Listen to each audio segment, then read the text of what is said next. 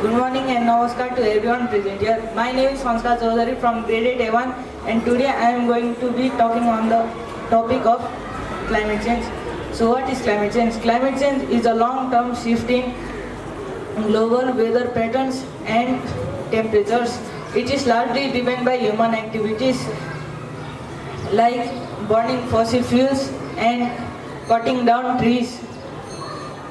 We can see its dangerous symptoms all around us through rising global temperatures, severe droughts, melting glaciers, unpredictable heavy rainfall and other natural disasters which threatens ecosystems and human lives. We can stop this crisis by